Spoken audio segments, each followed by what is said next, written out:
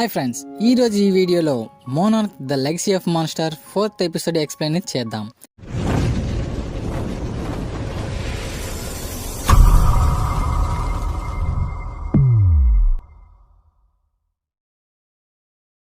ఈ ఎపిసోడ్ పేరు parallel and interiors.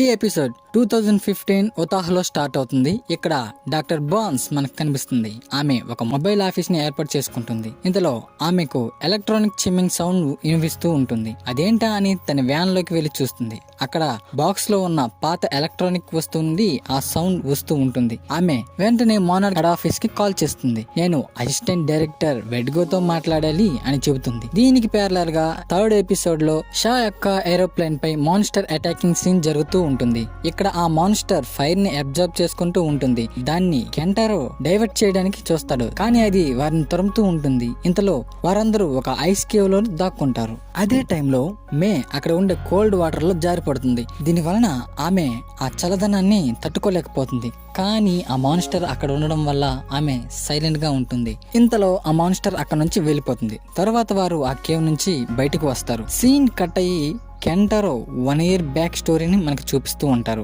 కెంటారో office లో ఫేస్ మాస్క్ టైప్ లో ఉన్న ఇల్యూమినేటెడ్ స్కల్ప్చర్ పీసెస్ కనిపిస్తూ ఉంటాయి. వాటిలో కెంటారో ఫ్యామిలీ మెంబర్స్ యొక్క ఫేసెస్ బ్లింక్ అవుతూ ఉంటాయి. కెంటారో యొక్క ఆర్ట్స్ ని ఎవ్వరూ బైట్ చేయడానికి రాకపోవడంతో అతను లాస్ లో ఉంటాడు. ఇంతలో అతను బయటకు వచ్చి ఒక పిక్చర్ ని ఫోటో తీస్తూ ఉండగా అటుగా వచ్చిన మేన్ కూడా అన్ఎక్స్పెక్టెడ్ గా ఫోటో తీయాల్సి వస్తుంది. అది చూసి ఆమె తననే ఫోటో తీస్తున్నాడేమో అనేది అతన్ని అడుగుతుంది. దాంతో కెంటారో ఆ ఫోటోని డిలీట్ చేస్తాడు. తర్వాత ఇద్దరు కలిసి బార్ కు వెళ్తారు. మళ్ళీ సీన్ ప్రెజెంట్ కు వస్తుంది. ఇక్కడ మే తన కాళ్ళపై ఉన్న వాటర్ ఫ్రీజ్ అవడం వలన ఆమె పెయిన్ తో షాప్ అయి కోపడుతుంది. ఇక్కడ నుండి మనం ఎలా బయటపడాలి అని కేట్ అంటుంది. అంతలో కెంటారో నేను ప్లేన్ లో నుండి ఒక గోల్ఫ్ బాల్ లాంటి ఒక స్ట్రక్చర్ ని చూశాను అని చెబుతాడు. కానీ మాకెవరికి అది కనిపించలేదే అని అతను చెప్పింది ఎవరూ నమ్మరు. తర్వాత వాళ్ళు ఒక మౌంటైన్ పైకి వెళ్తూ ఉంటారు.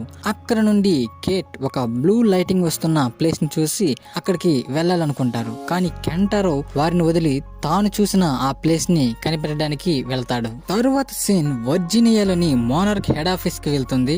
అక్కడ డాక్టర్ బాన్స్ వీడియో కాన్ఫరెన్స్ లో వర్డ్గోతో మాట్లాడుతూ ఉంటుంది. నేను ఇక్కడ గామా రేడియేషన్ పల్స్ ని 30x హెర్ట్జ్ రేంజ్ లో విడుదలవడాన్ని చూశాను. అవి ఎర్త్ నుండి సూపర్ మ్యాసివ్ బ్లాక్ హోల్స్ ద్వారా బయటికి వస్తున్నాయి. ఇవి ఔటర్ స్పేస్ కి సంబంధించిన రేడియేషన్ సిగ్నల్స్ లా నాకు అనిపిస్తున్నాయి.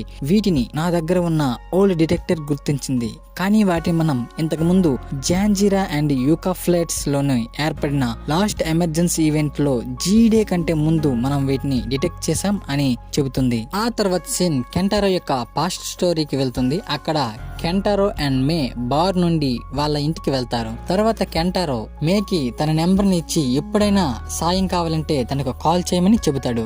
తర్వాత మే తన మొబైల్లో ఎవరో సీక్రెట్ పర్సన్ తో మాట్లాడుతూ ఉంటుంది. మేబీ తన పాస్ట్ స్టోరీని కూడా రాబోయే ఎపిసోడ్స్ లో చూపించే అవకాశం ఉంది. తర్వాత స్టోరీ ప్రెజెంట్ కి వస్తుంది. అక్కడ కెంటారో ఐస్ లో నడవలేక ఒక దగ్గర పడిపోతాడు. అప్పుడే అతనికి కేట్ మరియు మే యొక్క వాయిస్ లు వినబడుతూ ఉంటాయి. మరొక దగ్గర మే ఐస్ వలన తన శరీరం కోల్డ్ అవుతూ ఉంటుంది. దాంతో కేట్ మరియు షా ఎలాగైనా ఆమెను చనిపోకుండా కాపాడాలని ప్రయత్నిస్తుంటారు. ఇంతలో వారు నడుస్తూ మళ్ళీ వారు ఇంతకు ముందు ఎక్కడైతే ఏరోప్లేన్ తో ల్యాండ్ అయ్యారో అక్కడే ఉన్న టెంట్ దగ్గరికి అన్ఎక్స్పెక్టెడ్ గా చేరుకుంటారు. అక్కడ వారు ఫైర్ ని వెలిగించి మేని హీటప్ చేయడానికి చూస్తారు. అప్పుడు మే నాకేమైనా జరిగితే నా సిస్టర్ ని నువ్వే చూసుకోవాలి. నాకంటూ కాల్ చేసే వ్యక్తి తను ఒక్కతే మాత్రమే. నీకు తన నెంబర్ ని ఇస్తాను. తన పేరు లైరా అని చెబుతుంది. దీన్ని బట్టి మేకి ఇంతకు ముందు కాల్ చేసి మాట్లాడింది తన సిస్టరే అని మనకి తెలుస్తుంది. ఇంతలోనే అక్కడికి మళ్ళీ ఆ మాన్స్టర్ వచ్చి ఆ టెంట్ లో ఉన్న మొత్తం ఫైర్ ని అబ్జర్వ్ చేసుకుని వెళ్ళిపోతుంది. ఆ నెక్స్ట్ సీన్ వర్డ్గో దగ్గరికి వెళ్తుంది. ఆమె డాక్టర్ బాన్స్ కనిపెట్టిన గామా రేడియేషన్ స్పైక్స్ గురించి చెబుతూ ఉంటుంది. ఇంతలో టీమ్ వీడియో కాన్ఫరెన్స్ లో మాట్లాడుతూ మనం బిల్డర్ ఫైల్స్ ని ఇంకా కోల్పోలేదు. ఎందుకంటే లీషాకి వాటి గురించి తెలిసే ఉంటుంది. అందుకే ఆయన తప్పించుకున్నాడు. మనం వాళ్ళని కనిపెడితే తప్పకుండా ఇంకోసారి ఆ మాన్స్టర్ అటాక్ నుంచి పీపుల్ ని ఖచ్చితంగా సేవ్ చేయవచ్చు అని చెబుతాడు. మళ్ళీ షీన్ సా దగ్గరికి వస్తుంది. అప్పుడు కేట్ ఆ మాన్స్టర్ మనల్ని హీట్ ద్వారా ట్రాక్ చేస్తుంది. అందుకే ఏరోప్లేన్ యొక్క హీట్ ని కూడా అబ్జర్వ్ చేసుకుంది. మా బ్రదర్ కూడా ఫ్లేర్ ని షూట్ చేసినప్పుడు మనం కూడా హీట్ ని రిలీజ్ చేసే యానిమల్స్ లో గుర్తించి మనపై అటాక్ చేయడానికి వచ్చింది అని అంటుంది. ఇంతలో షాకి ఏరోప్లేన్ ఫ్యూయల్ ఉన్న బ్యాగ్ దొరుకుతుంది.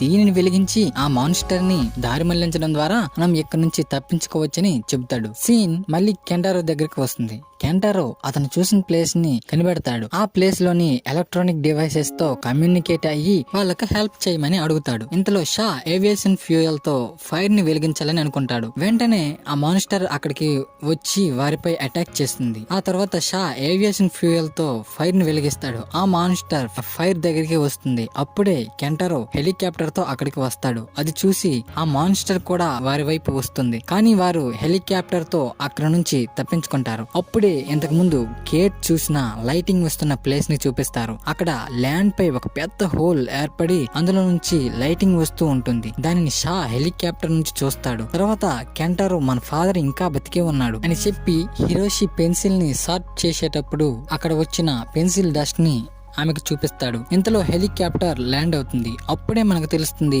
వారికి హెల్ప్ చేసింది మోనార్క్ సంబంధించిన టీమ్ అని. దీంతో ఈ ఎపిసోడ్ ఎండ్ అవుతుంది. మీరు ఇంకా ఈ టీవీ సిరీస్ కి సంబంధించి ఎపిసోడ్ 1, 2, 3 ఎక్స్ప్లెయిన్ ని ఇంకా చూడనట్లయితే ఇప్పుడే డిస్క్రిప్షన్ లో ఉన్న లింక్ ని క్లిక్ చేసి చూసేయండి. మా వీడియోస్ మీకు నచ్చినట్లయితే లైక్ చేయండి, షేర్ చేయండి. ఇలాంటి వీడియోస్ కోసం మా ఛానల్ ని సబ్స్క్రైబ్ చేయండి.